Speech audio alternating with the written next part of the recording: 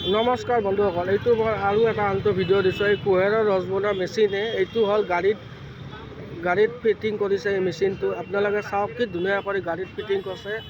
আৰু ইয়াতে জুচ বনোৱা মেচিনো বনাইছে। এইটো দেখিছেনে? এইটো বেলৰ জুচ বনাইছে।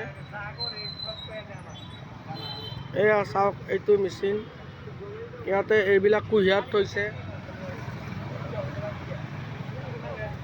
দেখিছেনে? গৰমত আজিকালি কিমান ধুনীয়া ধুনীয়া ব্যৱসায় ওলাইছে। কুঁহিয়াৰ ৰস বনোৱা মেচিন, ইমান বিশেষ কষ্ট নাই, মেচিনৰ থ্ৰু দিয়ে কাম হৈ আছে।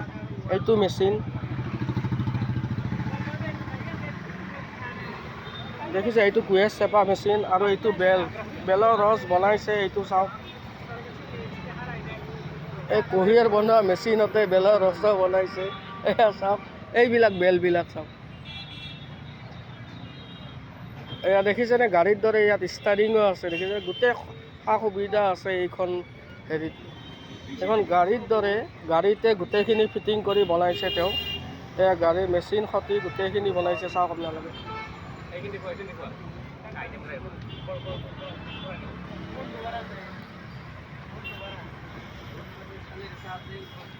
এইবিলাক ওপৰৰ আইটেমবিলাকো লিখা আছে ইয়াতে। গোটেই সা সুবিধা আছে এই গাড়ীখনত।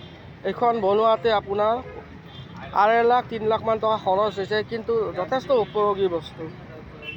দেখিছে, এনেকৈ মানুহ কেনেকৈ জীৱন যাপন পোহপালন কৰি আছে। সহজ উপায়ে কেনেকৈ কুঁহিয়াৰ ৰসৰ জুচ বনাইছে।